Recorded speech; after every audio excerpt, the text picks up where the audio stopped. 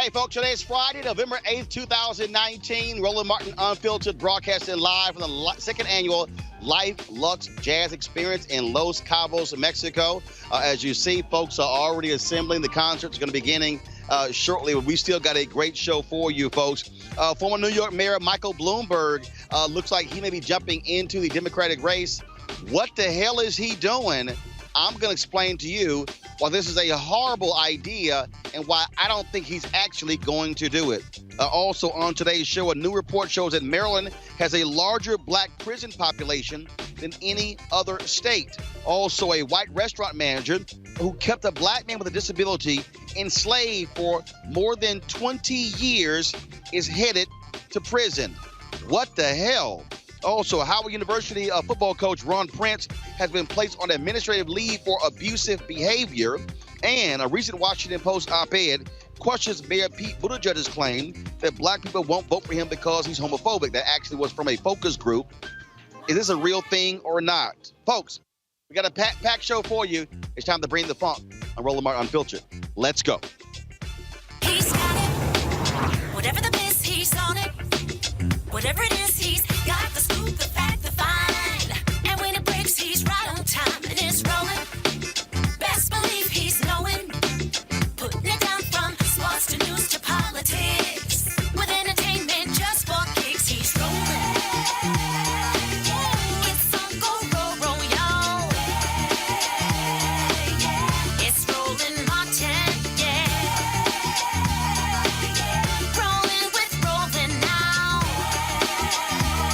He's funky, he's fresh, he's real, the best, you know he's Roland Martin now.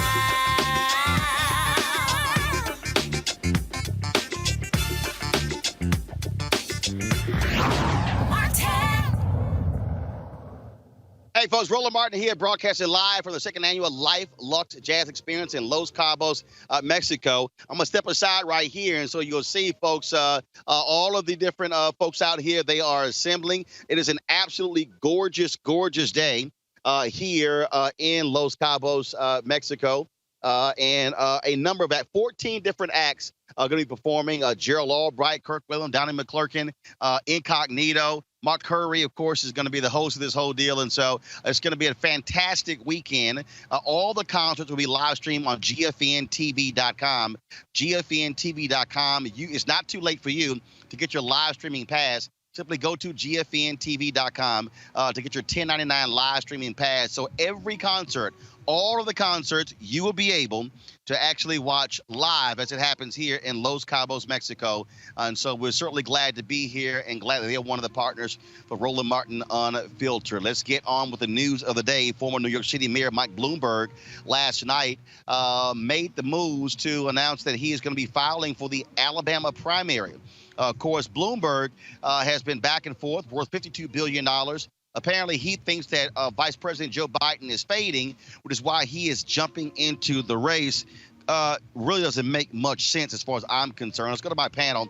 Amisha Cross, she is political commentator, Democratic strategist. Joseph Williams, senior editor, U.S. News and World Report. Also, Derek Holly, host of Reaching America On Demand podcast. Joseph, I want to start with you. I've long said that Michael Bloomberg is the Mario Cuomo of politics. Anybody out there who has any level of history remembers that Mario Cuomo toyed with the idea of higher office, running for president. Then, of course, he toyed with President Bill Clinton when Bill Clinton was going to nominate him to the U.S. Supreme Court. There was an airplane sitting on the tarmac, decided late, no, he's not going to do it. That's Mike Bloomberg. He's going to do something, then he's not. Then it's like, well, will he get in? Will he not? This, to me, is too late in the game. The reality is to have him jump in right now, it's not going to make a damn difference. Look, Tom Steyer, a billionaire, got in. He's still polling at 1%. Joseph, what say you? Well, just what we need. Another billionaire from New York running for the idea on its face is just kind of ridiculous to me because we're not in that position right now. We've already got a billionaire. People are not receptive to this sort of idea. Steyer's polling in the basement. Bloomberg, who is his constituency? Who is he looking to lure? Not to mention the fact that if he goes down to South Carolina, I guarantee you people are going to bring up stop and frisk. People are going to bring up some of the other initiatives that he had that were hostile towards blacks and browns in New York. He was the law and order guy. And I saw him at the convention in Philly in 2016. He sounded like he needed to be in Cleveland at the RNC because he was talking about all the things that the Democratic Party didn't need to do. And among those were kind of appeasing or going soft and nominating somebody like Hillary Clinton. He said the only reason why he was there was because he was her friend, and that's the reason why he was able to diss everybody else. I think it's a bad idea. Misha Cross, this is very simple, and that is Mike Bloomberg is a horrible choice to even be a Democratic nominee. The reality, will he appeal to independents? Will he appeal to moderates? Sure, but look at John Huntsman. John Huntsman could have been a great general election candidate, but he couldn't get through the primary. There is no way in hell Mike Bloomberg is going to be able to get through the Democratic primary. It's more than just the primaries, because it's going to be extremely hard for him to break through the rules to actually get on the debate stage. At the end of the day, you have to have a certain level of approval among various polls, and right now he's not doing that well. And I think that part of that is because the American public is used to him toying with, well, I'm going to get in and I'm not going to get in. He's done it about 4 times at this point, and through various elections. And I think that people are kind of tired of that. Also, more and more voters are pushing against this whole this idea of billionaires basically taking it all and ruling this country. And to have somebody else decide that this is what they're going to do, and to your point earlier, I think that part of the angst is also that he doesn't necessarily appear as a Democrat. And with a party that continues to grow more and more progressive, that moves away from the center to a certain extent, it's going to be a lot harder for someone who is like him, who I would probably argue is right of moderate at this point, to actually break through and have policies that make sense to a party that is trying to be more inclusive, that is trying to push forward in a lot of the policy and economic issues that we've seen create real hurdles for people across this country. Derek Holly, let's be real clear. First of all, Donald Trump is not a billionaire. Let's just be real clear with that. He's not. Okay. Here's what I appreciate, though, about Republican billionaires. What they focus on is what they do, and that is you take Sheldon Adelson. Sheldon Adelson every year goes, you know what? I'm going to spend $100 to $200 million every 4 years to elect a Republican. That's what Adelson does. The Koch brothers, that's what they do. Tom Steyer is wasting not great. He's a billionaire. He's wasting $100 million. He's going nowhere. Mike Bloomberg, wasting money. So the reality is this here. Those two could have a much larger impact on this race if Bloomberg says, I'm going to drop $100 million on PACs and also to drive turnout in critical places. Steyer says, I'm going to drop $100 million. That's $200 million alone that's separate from what the candidate's going to raise. That's how he should be spending his money, not running for a president, which is a joke. I agree with you that it's probably too late in the game for him to get into it right now. For all the reasons that everyone has talked about. But at the same time, the Democratic candidates right now, he feels like they're just not meeting the expectations of the voters or the Democratic Party. So, I don't think it's the right time for him right now, but someone needs to step up from the Democratic Party to take the lead. And right now, it doesn't appear that Joe Biden's going to be it. And with Elizabeth Warren and her policies, I don't think she's going to win the nomination either.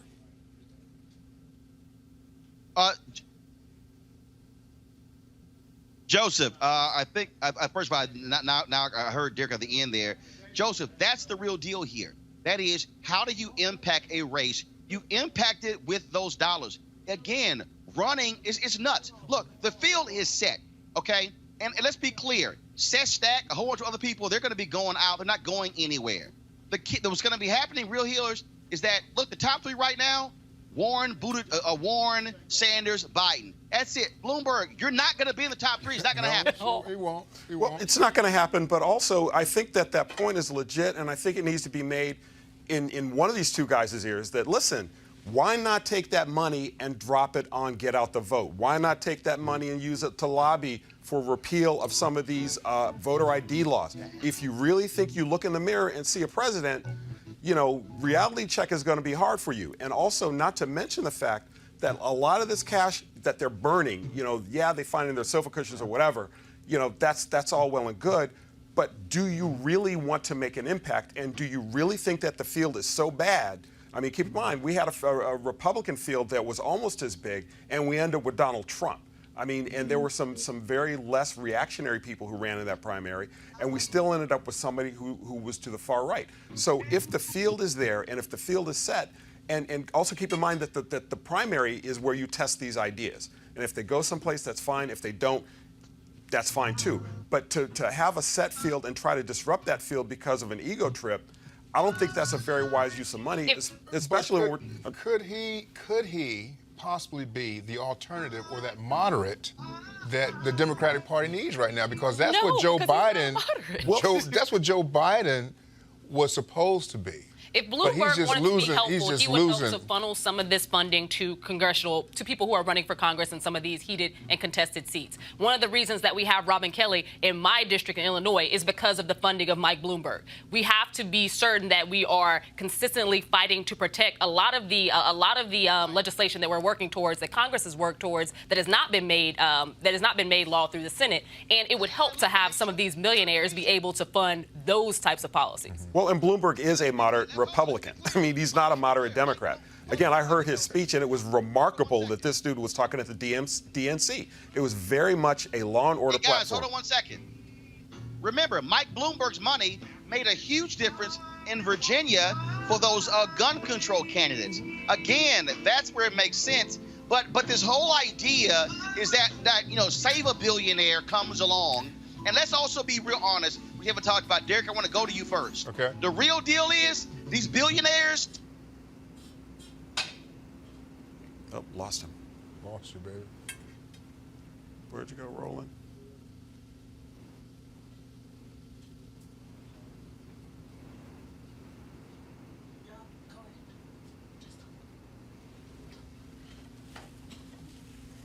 Well, the billionaires are going to look after their. I think his point is the billionaires are going to look after their own. Yeah, but one thing about Bloomberg, I noticed earlier today, he just became he was a registered Republican until last year, midterm elections, he registered as Democrat. But I think right now, it's just as late in the game for him, but there has to be a middle ground with one of these candidates, because right now... But you don't think Klobuchar's in the middle ground? I agree with you. Klobuchar's in the middle ground? Yeah, this tells us more about the race than it does Bloomberg jumping in, because there are a lot of people who feel as though we don't necessarily have the moderate candidate who can win. But then we have another debatable point with we're seeing these huge fractions within the Democratic Party in and of itself, where you have these people who are left of the left, and you have these people who are trying to stay moderate. Then you have people who know that certain candidates aren't going to be able to get that diverse vote out, and they're not exciting people. So I think that does leave room for folks who may be on the fence, who have the type of money to jump in, to think, hey, I could jump in and disrupt this. But why do you think he's doing this? I mean, does he really look in the mirror and see a president? I think he does. But I'm just looking at the field of candidates right now. No, but are they a president? Are either one of them the president? Yeah, but even apart from that, right? Take the field and put it aside, right? What about Mike Bloomberg makes him a president? Beto looked in the mirror and thought that he was going to be one. So I'm not going to say that it's not something that, people think of that probably don't have a snowball's chance in hell. But this guy has been on the fence about this 4 different times at this point. But did Donald Trump look himself in the mirror and say, I want to be president? Absolutely he did. Okay, so to Bloomberg, to this point, he looks himself in the mirror, I can do this. I mean... Talk about the soft bigotry of low expectations. I mean... And I think that goes to your point, too. If we've seen another millionaire, whatever his financial status is, go through this point who didn't have any ounce of the political experience or the acumen that Mayor Bloomberg does, then why not throw your hat in, especially when you feel like the field is to a certain extent wide open, because he's watching the polls. He's watching the fact that people aren't necessarily resonating 100% behind any candidate right now. I would argue part of that is because it's really early. Yeah, I was going to say, it's the primary. I mean, we haven't had the first vote cast yet. We haven't had the Iowa caucuses yet. I mean, yeah, if he was going to run, he could have started way back when, because we knew pretty much who was running. I think he assumed that Biden would have a much stronger resonance than everybody did. He would have a much stronger I don't think everybody did. I think Biden is... He did. It was. I was just reading one of the article in the Post just a few minutes ago. He felt like that Biden would have been a solid candidate, but he's been sliding. For who? But that's kind of... I mean, Biden is 0 for 2, right? Yeah, Biden is 0 for 2. I'm with you. I mean, and he flamed out he flamed out after Iowa in 2008, And he flamed out before Iowa in 2018. But we can't deny that there are people who felt like he was heir apparent. And heir apparent to that throne means that, he carried the Obama legacy and he was going to have a certain amount of people who backed him by the sheer basis of carrying the Obama legacy. And I don't think that was a false estimation. What we're seeing is that, performance-wise, your performance still matters. And I do think that, we do have to say something about it being early. And after Iowa, we're going to see some things shift for people who thought that they were doing really well, who might not be doing really well. Right, a la Beto. Yeah. Kamala. Yeah. Corey. But do you take anything from the fact that all the candidates of color are polling in the single digits and can't get money? Is that like a thing? Absolutely. I think there's something to be said about that, and I know that we probably have a lot to say about it, but we do also have to take a break. There you go.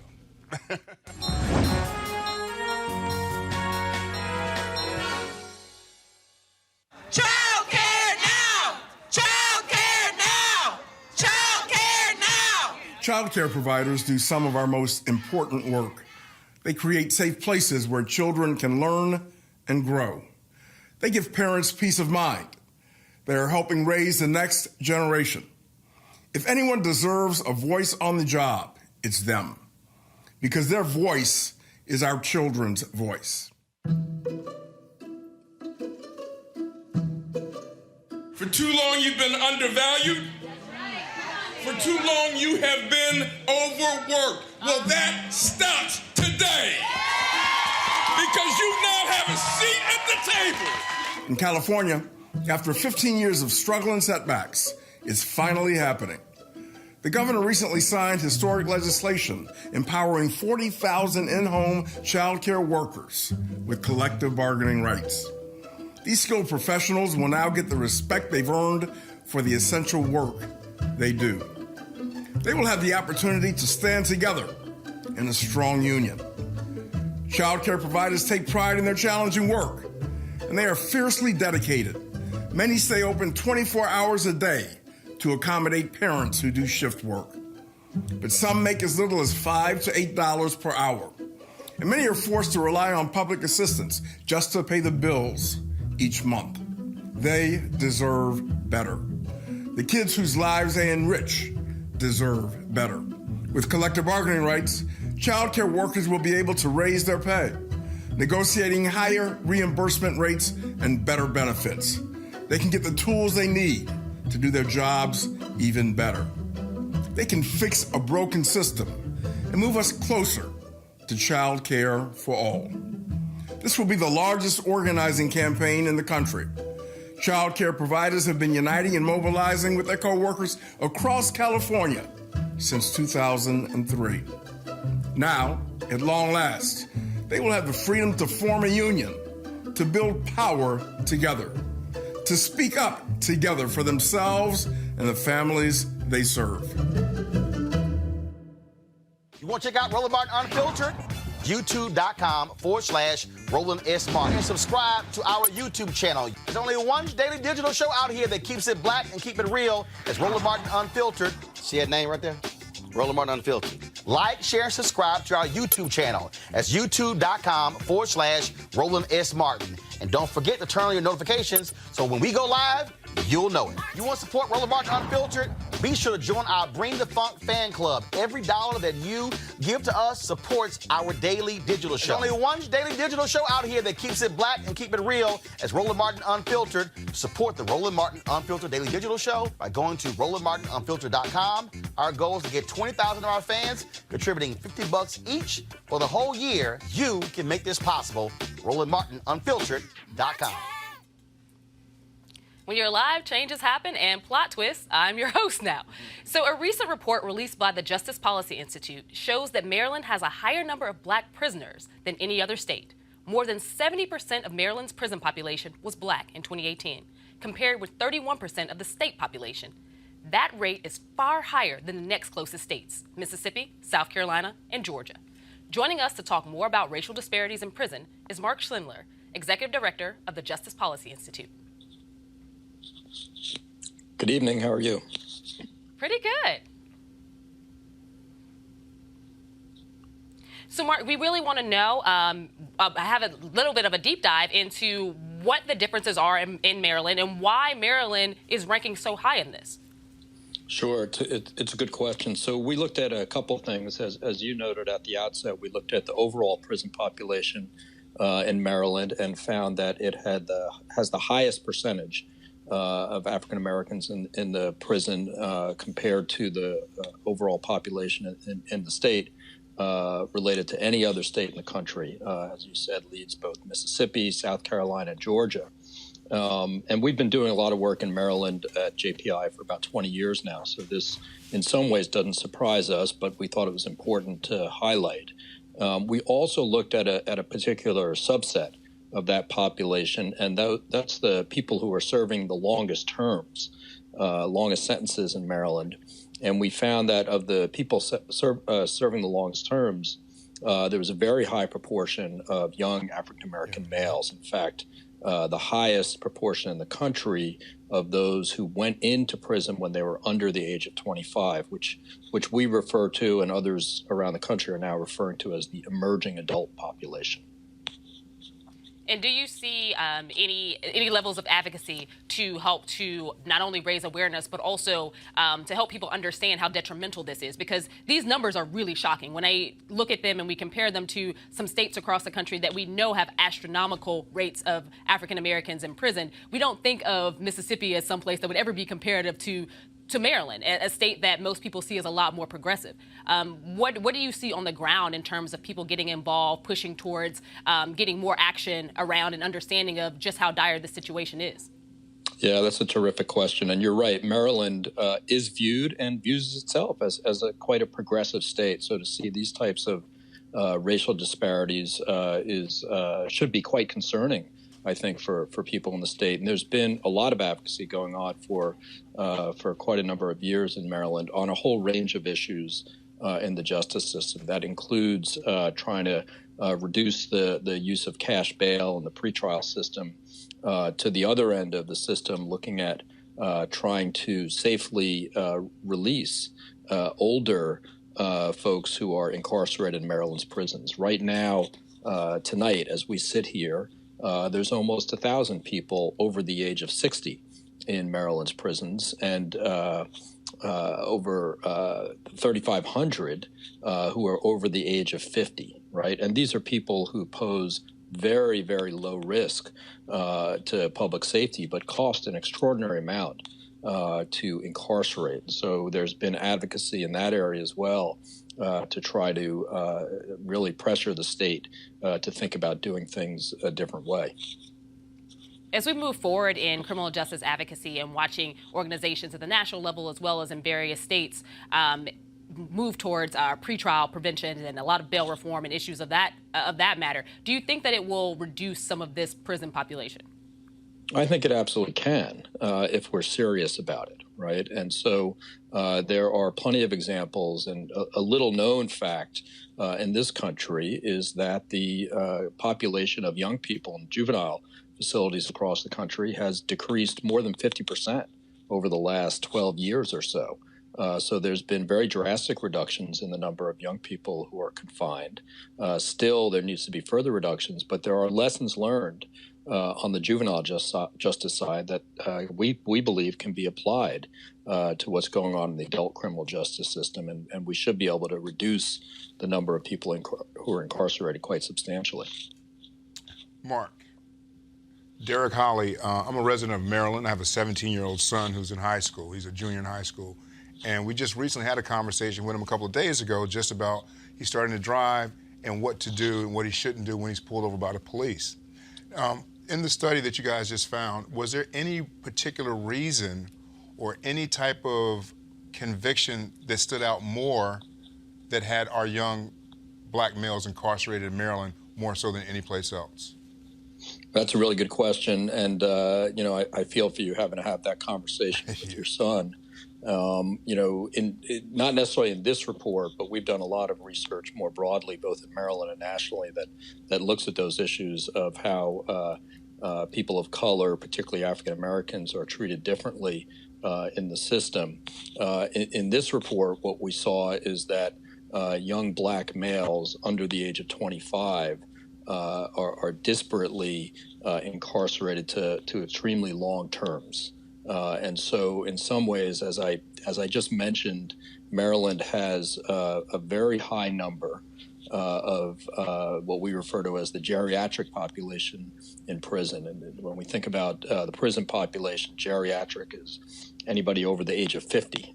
So I would be considered geriatric because I'm over the age of 50. But the reason that age is used is because we see that people age quite quickly when they're incarcerated. So Maryland has a very high number of 50, 60, 70. In fact, it was even just reported this week by the Baltimore Sun that there's 5 people in Maryland's prisons who are over the age of 80, clearly posing no public safety threat at all. And what we are advocating for is really to think about how we can best use resources, right? So there's these very high number of older people who don't need to be incarcerated but cost a lot. If we can safely reduce those number of people, take those savings and do a better job with young people in the criminal justice system, not through incarceration, right, but through making more investments in being able to supervise them in the community and provide opportunities and supports in the community, we can have much better outcomes, much safer communities at lower cost. And so there are things that we can do that would prevent these young people from going in for quite long terms. Because what we're seeing is these young people who go in for long terms, in Maryland, they become the geriatric population, right, because they're serving very lengthy sentences. Well, Mark, Joe Williams, I have a question as well. I mean, what sort of crimes are they being incarcerated for, number one? And number two, how did we get here? Yeah, that's a great question. You know, the crimes that we're looking at actually are fairly serious crimes, right? So they are assaultive type behavior, whether that's robbery or more serious, where you would get up to 10 years or more. So we're not talking about the least serious crimes. That said, and it's very important, we've done work in this area, sort of delving more deeply. What's really important when we think about how we respond to violence in our communities is we have to look at the risk that a person poses looking forward in terms of the behavior and other risk factors. And we shouldn't measure that just by the offense, right? What we typically do is we assign a set of years to an offense and we don't look any further. It doesn't mean that people shouldn't be held accountable, and doesn't mean that punishment to some degree is not appropriate. And we also have to be mindful that there's been somebody harmed in many of these cases. But what's happened is our system has gotten so out of whack, right? It used to be years ago that a sentence of 10, 15, or 20 years was considered quite a long time. Now we have sentences of 30, 40, 50 years and more, which are being considered normal. Right, so we've really changed what's considered normal in our justice system, and we would suggest the reason that's been allowed to happen is because these sentences are being posed disproportionately on people of color. I would suggest that if most of the people who were incarcerated for long periods of time in Maryland look like me, white people, that we wouldn't have these very long sentences. We would figure out another way to do it that wouldn't result in people being incarcerated so long. Thanks, Mark. And we are running short on time, but I did have one question that I'm hopeful that you can answer quickly. It's going to be related to risk assessment tools. Obviously, you know what risk assessment tools are, but for our audience, risk assessment tools help to set the basis of how criminals are actually viewed and whether or not they should be released into the public. In many cases, these tools have been used and have been cited as being used incorrectly and have weighed more heavily on African Americans than they have on other populations. What do you think is the effect that the risk assessment tools in Maryland have had in terms of increasing this prison population? Yeah, it's an excellent question, and one that we need to look at much more closely. There's no question that risk assessment tools have been found, not all of them, but can be found to be racially biased, and when used incorrectly can absolutely exacerbate the disparate impact on people of color, particularly African Americans. What needs to happen, it doesn't mean that we shouldn't have risk assessment as part of the decision making within our system, but it should be just one data point, right? It should be just one piece of information that is considered, and we have to be very careful that the information that's used for risk assessment is not biased in terms of the racial impact. And that is something challenging to do, but we have to do the hard work to do it. Make sure that we're checking about how things are being applied. At the end of the day, the decision should be made by human beings, not by risk instruments. But it is information that at least should be considered.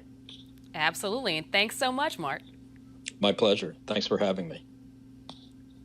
According to a press release from the Justice Department, Bobby Paul Edwards received a 10-year prison sentence after he pleaded guilty to 1 count of forced labor.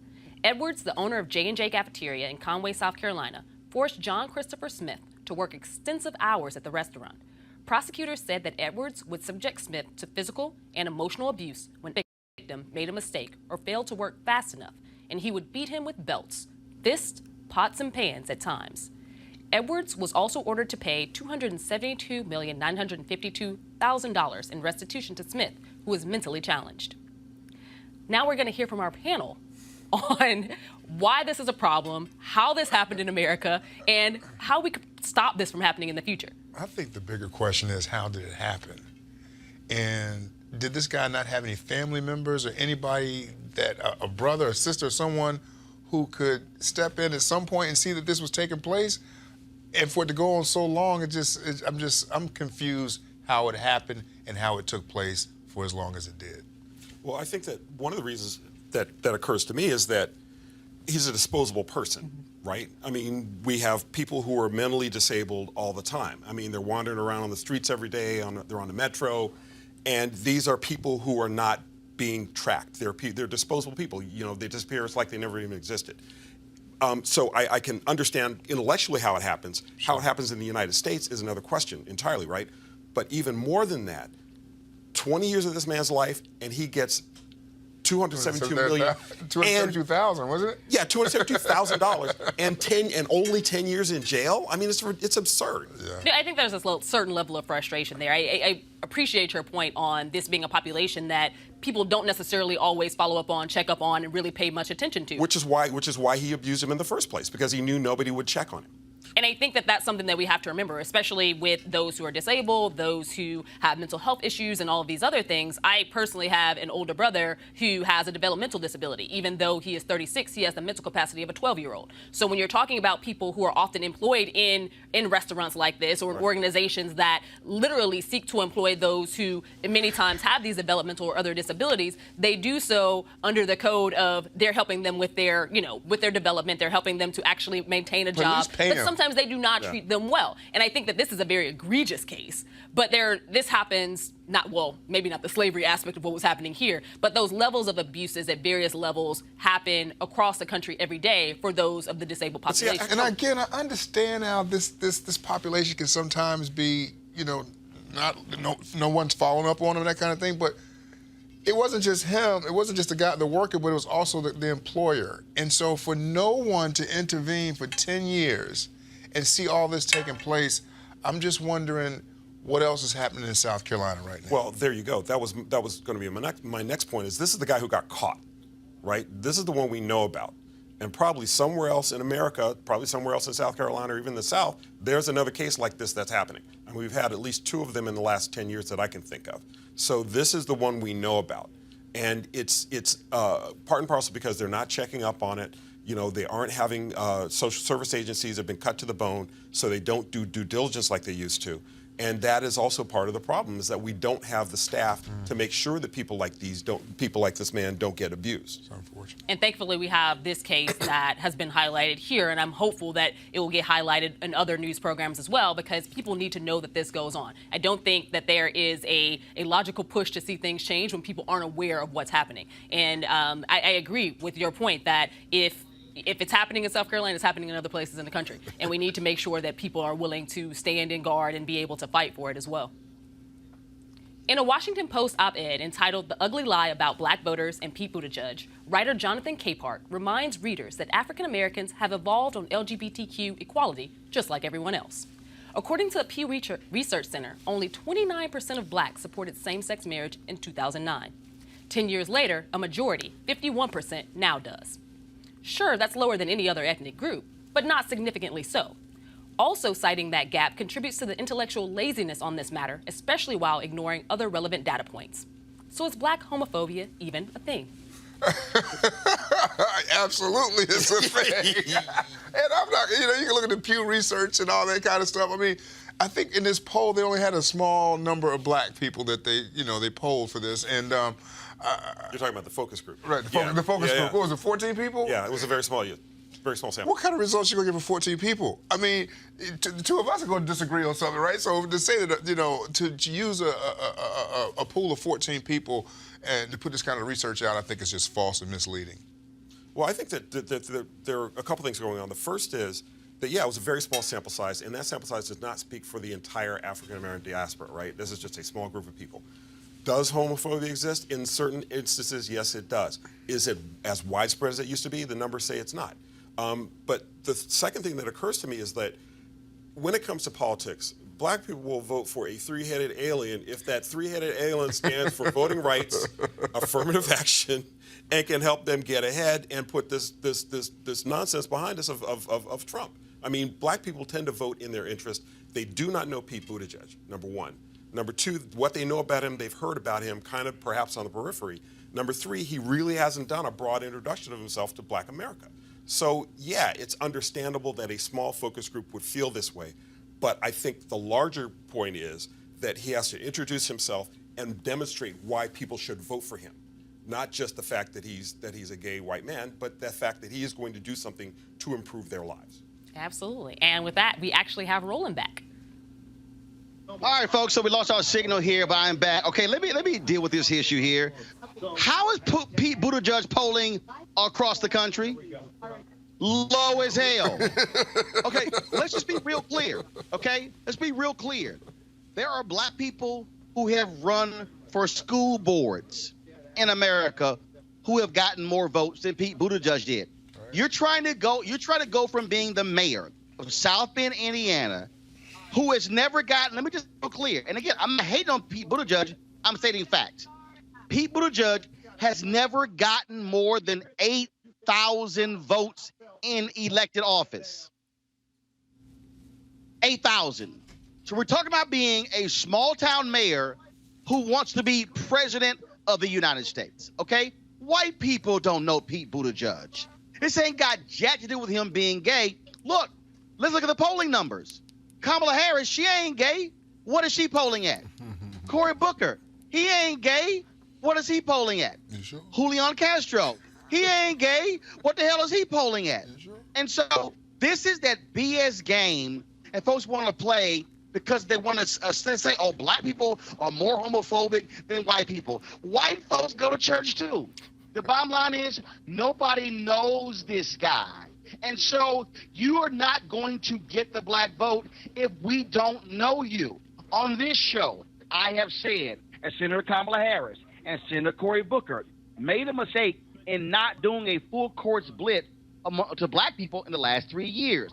You can't assume just because you're black and you're running for president, black people are going to vote for you. No. Black folks know Joe Biden more nationally, more than they know Senator Kamala Harris. Facts are facts. And so this is the silliness that we play. And black people need to say to white people, these white media reporters, you're not going to sit here and try to frame us this way. That's BS, Joseph. It's BS. Well, it is, but it's also standard operating procedure, right? I mean, when has this not been the case? That there has been a candidate that has gotten a buzz or has been slightly different, but you go to black people and they either collectively shrug but because they don't know who this person is, or they gravitate to somebody who they do, and it's, I remember stories about Barack Obama. Is he black enough for black people? Well, because they didn't know him. So I think that to your point about the fact that he hasn't introduced himself to America writ large, I think that plays a large role in here. And it's also very easy to vilify African Americans for things or project onto black people some things that even white people are feeling. Look, I don't care what they got to say, Alicia. Pete Buttigieg knows he has an issue. And look, I've been talking to the Buttigieg campaign. I've had a conversation with him. He knows the issue here. And here's what happened here. The Buttigieg campaign said, hey, we didn't release this focus group. Somebody did. And so, again, this whole notion that – and here's the other piece. here's the other piece. Let me just go ahead and say this. Black people in South Carolina are not the only black people who are voting.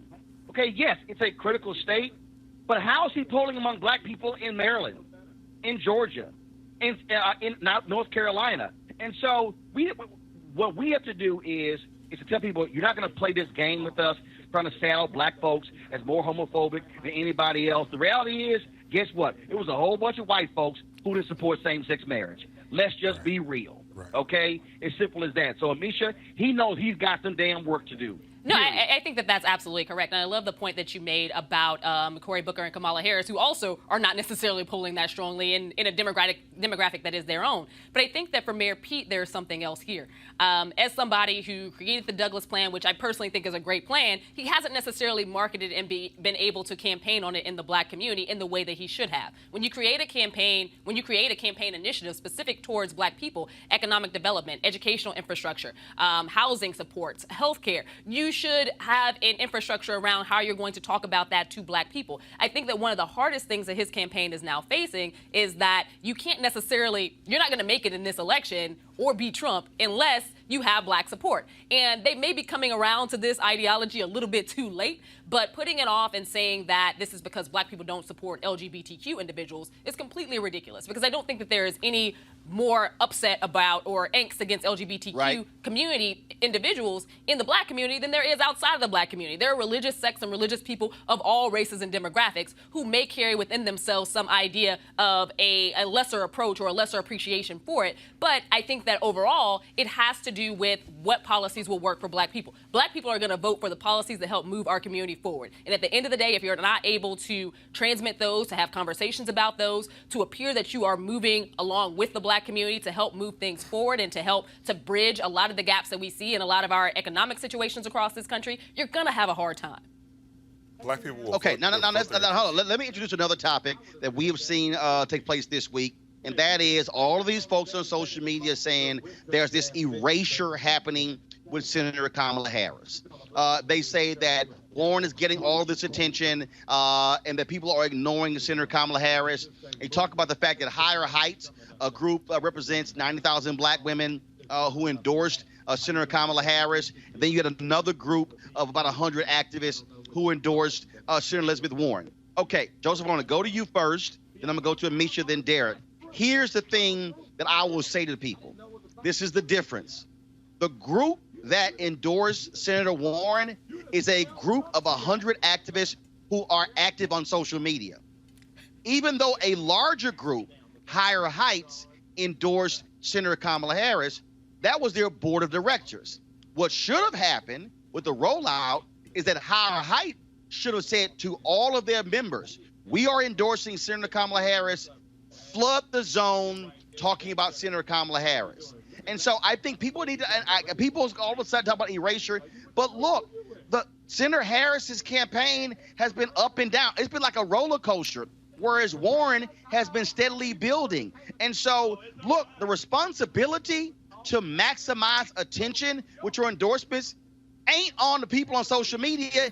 It's on the candidate and their campaign. Joseph. 2 months ago, she was as hot as can be. She had the moment with Joe Biden. She smacked him upside the head about busing. And then she was everywhere, right? And to go from everywhere to nowhere, that's kind of on the campaign a little bit, I think. I mean, there you go. Also, the fact that there's a different issue that's been kind of a bug in my bonnet, which is about how all the candidates of color are polling low. But she had her moment, and she needs to be more consistent. And that was the knock against her going in. Does she have the stamina? Does she have the approach? Does she have the organization for the long haul? Right. And I will say also one other thing is that we have not had a single vote cast yet. What I've been hearing is that her ground game is pretty good. Will it be good enough for her to win Iowa? We don't know. The proof is in the pudding. But I do think that the rollout should have been a lot more visible. If you've got that many African-American women who are voting a woman of color, that should have been everywhere. And Amisha, and that's what this boils down to. If you study both of these campaigns, this ain't got jack to do with who's black or who's a woman or who's white. The reality is the Warren campaign has been a lot steadier, a lot smoother in terms of how they have been driving their narrative. The Harris campaign has not. Look, her biggest Achilles heel was the fact that she was a prosecutor. There you go. She didn't release a criminal justice plan until the Monday, the middle of September, the week of the TSU debate. You went 5 months and didn't release a criminal justice plan. And so, a perfect example, this week, okay, she releases her education plan. All right, 10 hours in school. I'm sorry. No. Where's the live stream? No, but follow me here. Well, it's merit, okay? yes. Where's the live stream of the Summit of Educators? Where's the event with teachers, with principals, with parents, with students? If that was going to be your key issue this week, how did you not flood the zone with it? I'm sorry.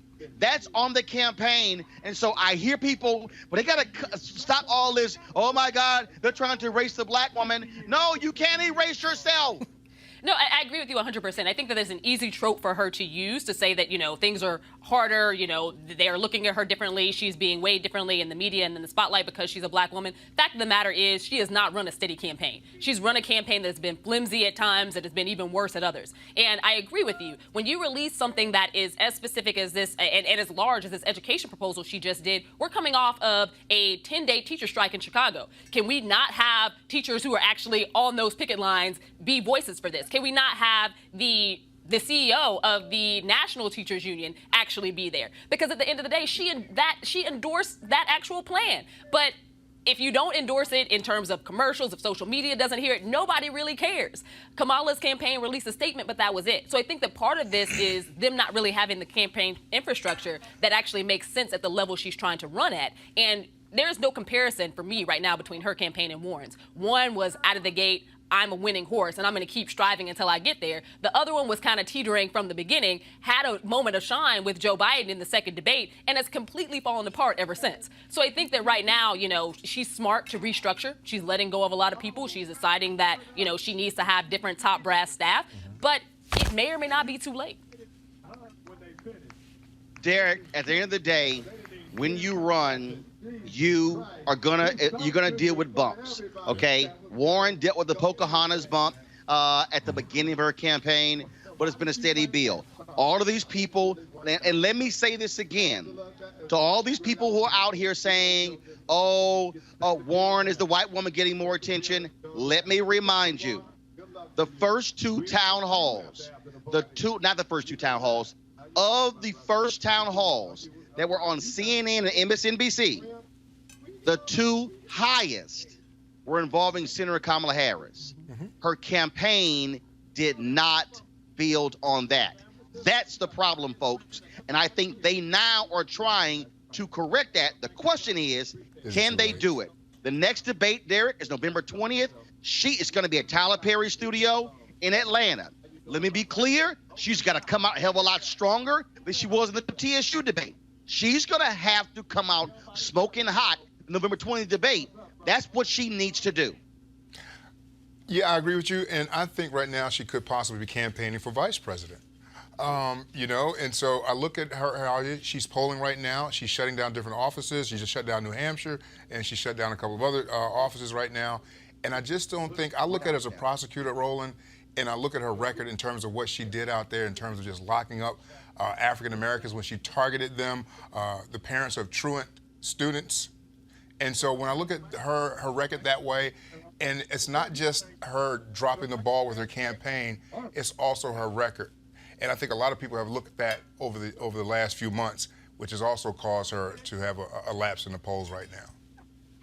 Hey, all I'm saying, everybody out there talking about erasure, no, that's on the campaign. You got to do what you got to do. First of all, folks, let me thank Derek, Joseph, and Amisha for being with us today. Sorry we lost the signal there. Again, we are here at the second annual Luxe Jazz Festival taking place here in Cabo. And so what's happening right now is, let me step aside. What's happening right now is Mark Curry, he's out here somewhere. He's walking around. He's walking around, sitting here, talking to folks. You see him right there. And so we've been here since yesterday. I'm gonna zoom in, Mark, right here, so you see what he's doing. But again, folks, we got a great audience out here. 14 days we're here. 14 days. I know I'm zooming out real fast, but 14 days, 14 acts, 3 days. If you want to watch the live stream, folks, what you should do is go to gfntv.com, and you can actually see the live stream. $10.99 for that live stream pass, and so that's what you should do. And so, folks, it has been great. I'm going to be back in studio next week. We've got the HBCU debate taking place. The HBCU rally taking place on the campus of, outside in Annapolis at the state capitol, trying to fight for funding for those 4 HBCUs. And so we are so glad to be here. We got a lot of things that are going on. We appreciate all of your support. If you want to support Roland Martin Unfiltered, all you got to do is go to RolandMartinUnfiltered.com. And then what you can do is you can join our Bring the Funk fan club. Every single dollar that you give goes to support what we do, as we, of course, cover the issues that matter to you. And so we always end the show. We always end the show by rolling the credits of the people who have supported us. And so you can give via Cash App, you can via PayPal, or register as well. And so look forward to seeing all of you. And so I'm going to go enjoy the concert here with all of our people. We're going to have a good time.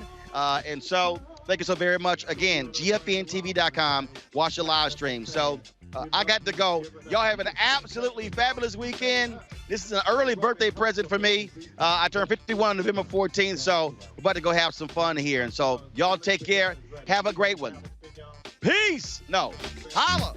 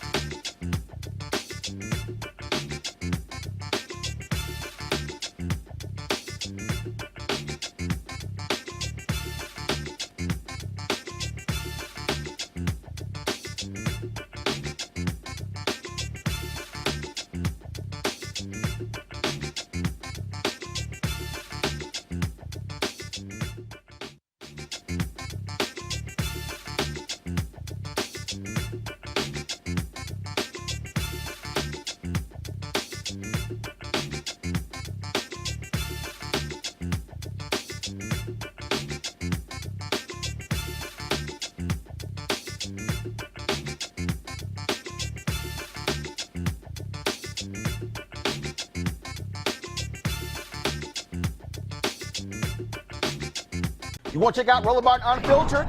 YouTube.com/Roland S. Martin. And subscribe to our YouTube channel. There's only one daily digital show out here that keeps it black and keep it real. It's Roland Martin Unfiltered. See that name right there? Roland Martin Unfiltered. Like, share, and subscribe to our YouTube channel. That's YouTube.com/Roland S. Martin. And don't forget to turn on your notifications so when we go live, you'll know it. Hey everybody, this is Sherry Shepherd. You're watching Roland Martin Unfiltered, and while he's doing Unfiltered, I'm practicing the wobble. Yes, I am. Because Roland Martin's the one, he will do it backwards, he will do it on the side. He messes everybody up when he gets into the wobble, because he doesn't know how to do it, so he does it backwards. And it just messes me up every single time. So, I'm working on it. I got it. You got Roland Martin. Hi, my name is LaToya Luckett, and you're watching Roland Martin Unfiltered. What's going on, everybody? It's your boy Mac Wiles, and you are watching Roland Martin Unfiltered. What's up, y'all? It's Ryan Destiny, and you're watching Roland Martin Unfiltered. What up, Lana Well, and you are watching Roland Martin Unfiltered.